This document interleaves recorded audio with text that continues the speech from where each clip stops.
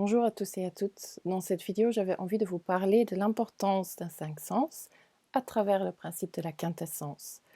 Surtout dans le monde dans lequel on vit actuellement et dans le climat actuel, c'est encore plus important de nourrir notre connexion aux cinq sens. Et pour commencer à parler de ce sujet, je vais vous lire un message que j'ai reçu par voie intuitive de Merlin sur l'importance des cinq sens lors d'un des soins de la nouvelle lune l'année dernière. Et voici le message. La puissance du nombre 5. Le nombre sacré de 5 est une clé de l'harmonie dans l'univers et en toute chose. Maîtrisez le 5 et vous serez en harmonie totale avec les lois les plus sacrées de l'univers et votre vie et vos créations découleront directement de la source. Plus précisément, c'est l'équilibre entre les 5 forces qui est la clé de la vie harmonieuse. Ce sont les 5 forces primordiales, les fondations de votre être, la dynamique sous-jacente de l'univers. Connaissez les 5 et vous saurez où vous avez besoin d'apporter plus d'équilibre dans votre vie, quelles parties de votre vie ont besoin d'être nourries pour que vous puissiez devenir la réflexion de la perfection cosmique. Les 5 sont terre, air, feu et terre. En honorant l'équilibre entre ces forces, vous honorez tous les aspects de votre être et vous libérez votre plein potentiel. Si vous négligez un de ces aspects, vous ne nourrissez pas la totalité de votre être. Vous êtes alors en train de créer une hiérarchie d'importance entre vos différentes facettes, ce qui interrompt le flux de la vie et qui vous empêche d'accéder à votre plein potentiel. Donc ici, Merlin fait vraiment le lien entre les 5 forces, qu'on connaît aussi sous le nom des 5 éléments, et les 5 sens. La maîtrise de l'élémentaire vous permet de vous sentir ancré dans la vie, d'avoir une relation sacrée avec la vie matérielle, de construire une solidité interne et d'avoir l'endurance, la santé physique et les moyens matériaux pour remplir votre mission de vie. Vous nourrissez l'élémentaire en vous en cultivant votre connexion avec le monde naturel et les éléments de la nature, en écoutant la voix de la terre, en adaptant vos rythmes à ceux de la saison. Choisissez précieusement de quoi vous vous nourrissez et ce que vous absorbez physiquement, émotionnellement, mentalement et spirituellement. La maîtrise de l'élément feu vous donnera accès au pouvoir de la manifestation. Comme l'énergie du feu est celle qui vous propulse dans le flux créatif de la vie, vous appellerez ça aussi passion, même si cette énergie est très mal comprise par beaucoup de gens. Quand vous maîtrisez le feu et vous canalisez cette énergie correctement, vous commencerez à attirer des circonstances et une réalité qui s'alignent à votre soi supérieur. Vous nourrissez cet élément en vous en cultivant de l'amour, en écoutant le cœur au lieu du mental, en exprimant votre essence et en exprimant l'être unique que vous êtes de façon créative. La maîtrise de l'élément eau libère vos capacités de guérison. Vous deviendrez un pilier d'énergie guérisseuse quand vous aurez maîtrisé le pardon, l'amour inconditionnel, l'humilité et quand vous vous êtes guéri vous-même. Quand cela se produit, vous devenez pilier d'énergie de guérison. Et c'est là où vous pouvez vraiment soutenir d'autres personnes. Vous nourrissez l'élément eau en vous en écoutant vos émotions, en comprenant leur langage et en maîtrisant la façon dont vous les exprimez et en définissant les limites saines dans votre vie. Quand ces circonstances sont réunies, l'énergie, les biens et les services peuvent circuler d'une façon fluide et juste dans votre vie. La maîtrise de l'élément air vous permettra de peaufiner, créer, innover. Quand vous maîtrisez l'élément air, vous devenez rêveur lucide. Rêveuse de la nouvelle Terre, vous commencez alors à maîtriser non seulement vos pensées, mais à aller au-delà de l'intellect. Et vous commencerez à maîtriser vos rêves et votre vie subconsciente.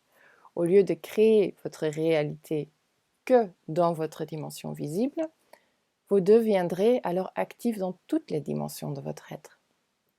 Vous nourrissez l'élément air en vous en nourrissant et poursuivant vos rêves, en cultivant des rêves, en défiant vos idées fixes et vos certitudes, en vous laissant inspirer par des idées, des personnes, des environnements divers, et en mettant vos capacités au service de vos passions.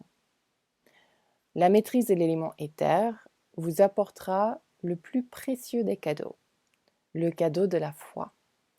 La foi dans un sens profond à la vie et à l'univers, la foi en vous-même et en l'humanité, la foi en l'amour, la foi en votre soi supérieur et au divin. La foi est la force dominante et sous-jacente de chaque chose. Même si l'éther est une force et un élément en soi, l'éther traverse tous les autres éléments également. C'est l'élément qui englobe et qui fait partie de chaque chose. Cet élément est la tige de la fleur qui soutient les pétales et un des pétales au même temps. Vous cultivez l'élément éther en vous à travers la dévotion et l'engagement envers votre chemin de vie. Voilà le message de Merlin qui nous donne déjà des éléments intéressants par rapport aux éléments et aux liens à notre vie matérielle, à notre incarnation, et qui nous met déjà sur la piste de la quintessence. La quintessence, dans le monde des sens, est la capacité de transcender les 5 sens et d'accéder ce fameux élément éther, ce 5e élément, qui se trouve en toute chose, mais qui transcende au même temps la réalité purement physique et matérielle. La quintessence est l'équilibre, l'harmonie et l'unité entre nos 5 sens, qui sont les canaux par lesquels nous rentrons en relation, en communication avec le monde qui nous entoure. Chacun des sens nous donne une information différente sur le monde qui nous entoure, nous permet de nous positionner et de naviguer ce monde terrestre et ce monde matériel, cette dimension matérielle.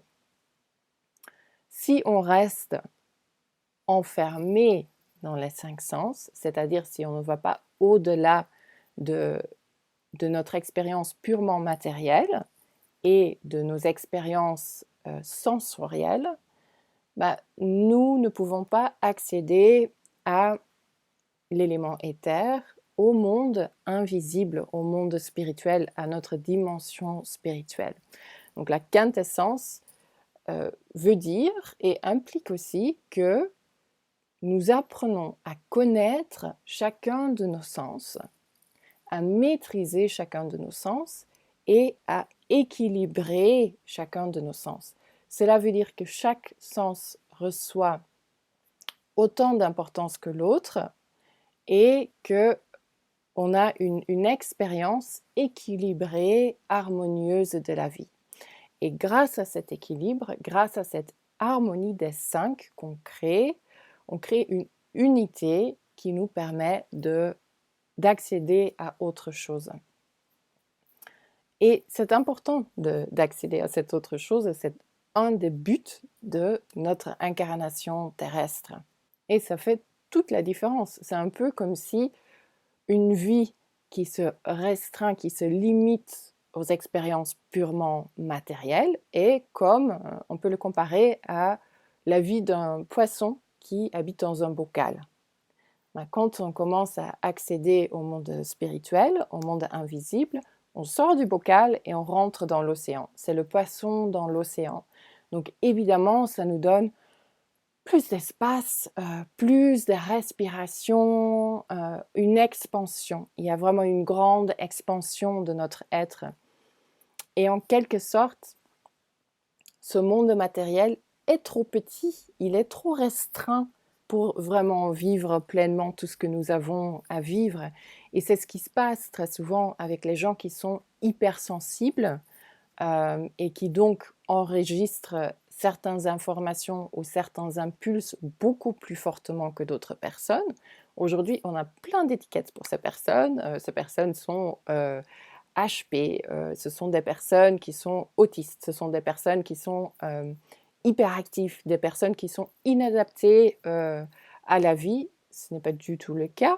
C'est juste qu'il y a une partie de cette personne qui se sent à l'étroit et il y a à ce point-là, quand on se sent à l'étroit, il y a plusieurs possibilités de gérer ce souci d'être à l'étroit.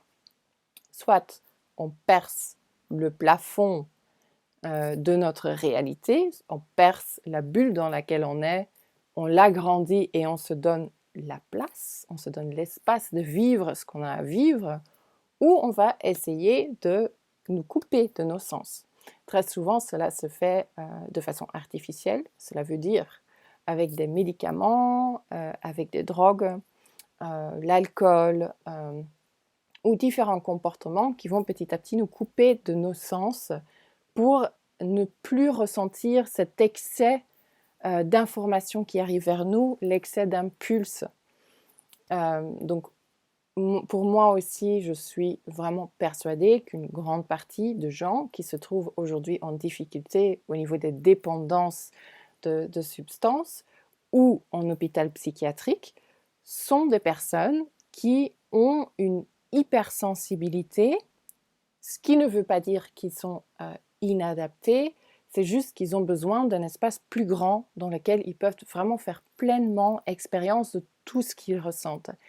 Et pour moi, la seule façon de vraiment arriver à cela est d'avoir une pratique spirituelle, de développer une conscience spirituelle et de péter la bulle, d'agrandir l'espace de vie et l'espace d'expérience.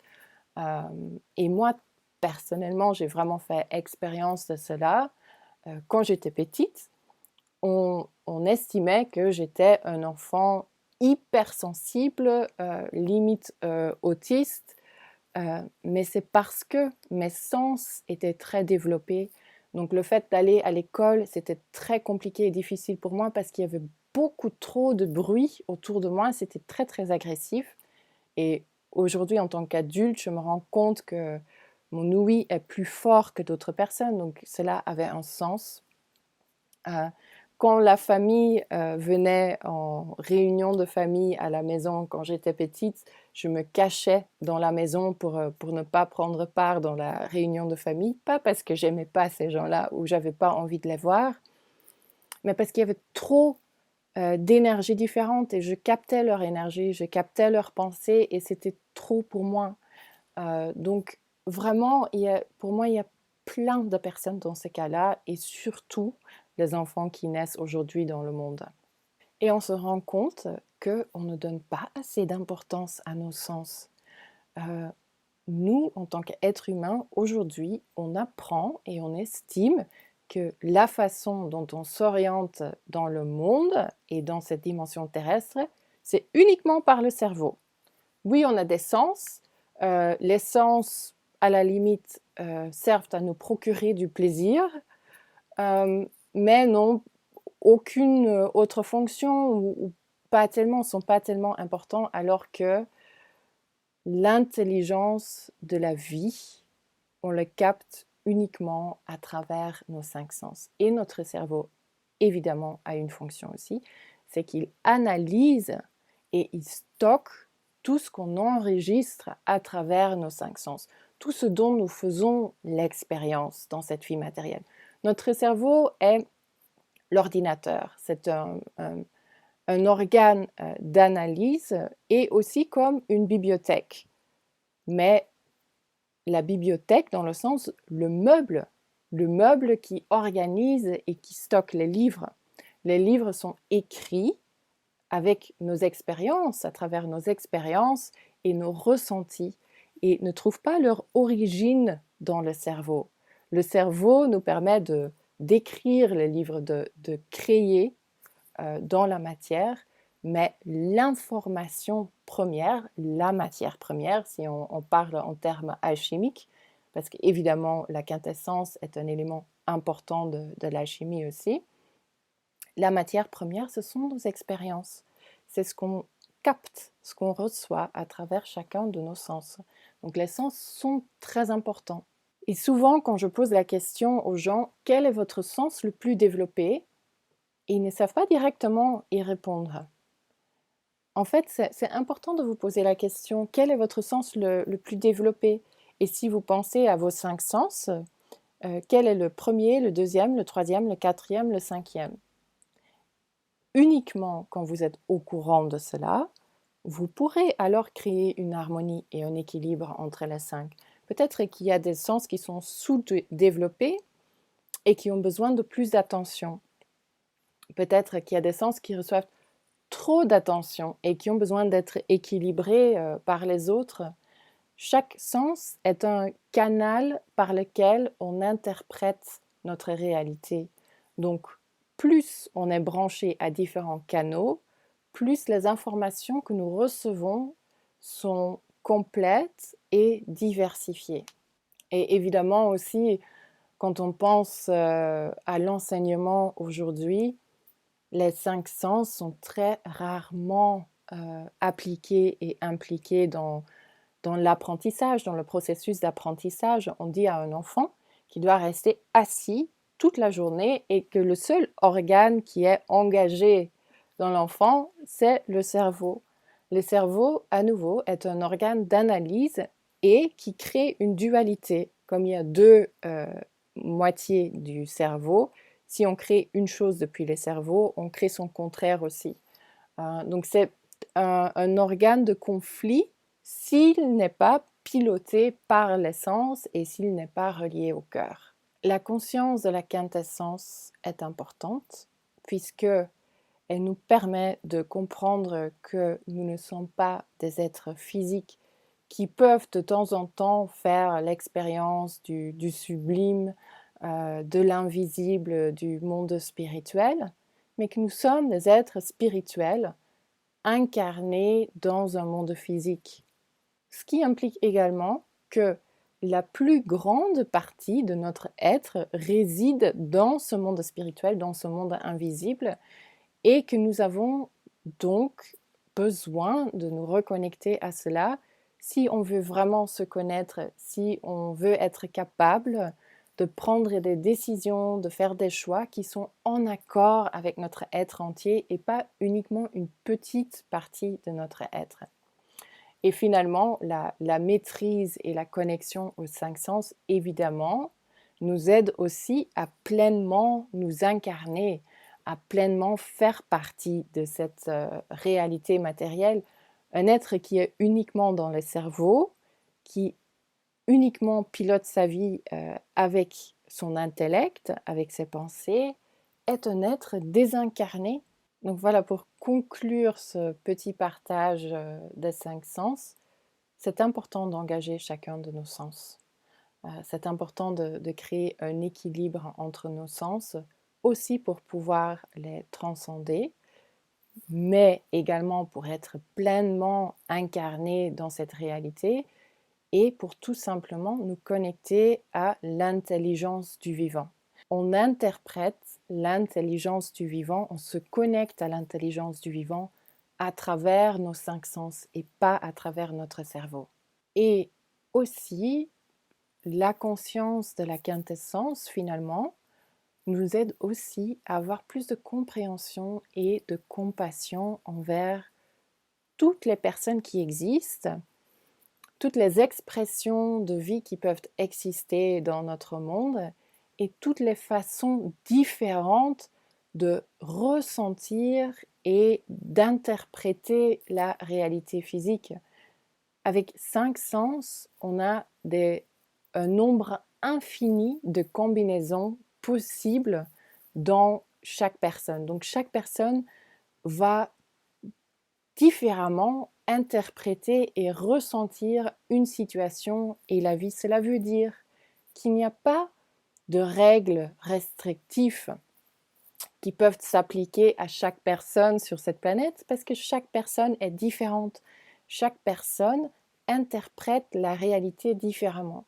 Donc comment est-ce qu'on peut dire à une autre personne ce qui serait bien pour cette personne si on n'a pas la même vision, le même ressenti, la même interprétation du monde autour?